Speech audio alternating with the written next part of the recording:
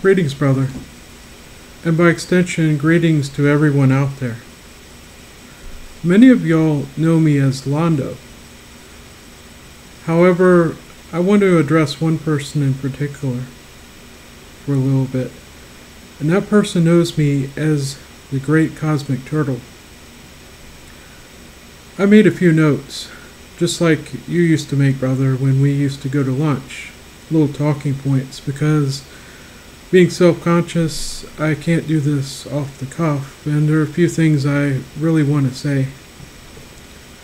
Well, first off, I want you to know that my door is always open.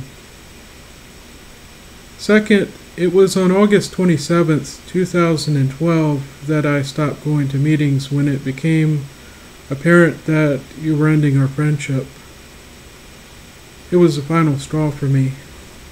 I don't miss the lack of love, the judgmentalism, the lack of Christianity. I don't miss the vilification of everyone outside the religion. I really don't. I do regret that our friendship was at an end. It really hurt me deeply when you didn't invite me to your wedding, when you moved away without telling me. I had to learn this secondhand through a person who was in your congregation, Raging Bull. Unfortunately, it did hurt. I have to be honest about that. But again, my door is always open. I want to say that I'm not a monster. I'm not mentally diseased. I'm not being used by demons, not possessed. I'm a human being. I consider myself to be a Christian, an open-minded Christian. But, I believe in God and the teachings of Jesus. And as you know, I thoroughly believe in science as well, as we had many, many long discussions about. To everyone else, I would like to say that this marks 3 years to the day that I woke up to TAT. That is, the truth about the truth. I wanted to say a few things about the talk yesterday at the Zone visit, the talk of Anthony Morris III at the branch visit. First thing I want to talk about is the inactive have blood on their hands. Oh, this brings me back. This reminds me of all the times I left the Watchtower study feeling doomed and gloom, that God had it out for me, that he had this cosmic gun to my head because I wasn't doing enough, that I wasn't doing it good enough, that I was violating some small rule. I watched this book, I watched that movie, I shouldn't have. That's it for me. I felt eternally doomed. Well, really fortuitous, my cats in the background are hissing if any of you heard that. The whole blood guilt doctrine that if you don't go door to door or other forms of evangelizing, you don't do it enough, that you're blood guilty by default, by birth, and that the avenger of the blood was going to kill me at Armageddon. I couldn't square that with a God of love, a God who is first and foremost love.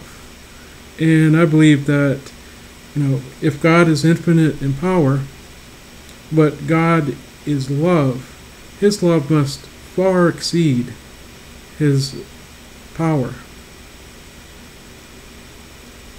Even though that goes into a mathematical quandary of one infinity being greater than the other, but I don't have all the answers.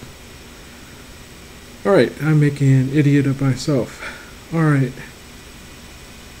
The second thing I wanted to talk about is, if you're not a ministerial servant by age 23, there's something wrong with you. Now, I was a ministerial servant at age 18, and was one for a number of years. And again, I was a ministerial servant for a second time in my life as well. And if I believed that this religion could be in any way, shape, or form the truth, I would definitely be back and I would be in the forefront of this. However, of course, I've learned that there's no way, shape, or form that this could be the truth. But that's neither here nor there. But so by saying this, it's not because of I was a ministerial servant around the age 23. So I'm not coming from that angle. But, the one thing is the social status. He directed that women not marry anyone not at least a ministerial servant, that something's wrong with them, that the marriage is doomed. But going door to door and doing work at the Kingdom Hall and other places, they don't necessarily translate into that of a marriage mate. They don't necessarily have those heart qualities that a marriage mate should have. I remember being 18 and a ministerial servant, and let's see, how did I feel? Inadequate. I tried my best, but I always had low self-esteem. I really did not like taking the lead. That is, telling people 2 or 3 decades older than me what to do and where to go. I didn't like directing them, be they men or women. I was 18, they should have been directing me, not the other way around. I remember this one time I was feeling down working with a brother in field service, and I guess he had something against me, and I'm always honest, and he said, "Why are you a ministerial servant?" And I was really down that day. And I said, "I don't know." Next thing I know, a year or two later, I'm sitting in the Friday night meeting with the circuit overseer, and I hear these very words spoken. That, one brother was asked, who was appointed young, was asked, "Why are you a ministerial servant?" And this is how it goes. He said, and he was honest enough to say he didn't know. Well, the thing is, I had low self-esteem. I felt inadequate. I felt dejected many times. I felt discouraged. So that's why I said I don't know. However, I gave it the old college try without actually going to college until some years later, of course. But, what Anthony Morris III of the governing body said is emblematic of what is at the heart of this organization. And it's not love, and it's not Christianity.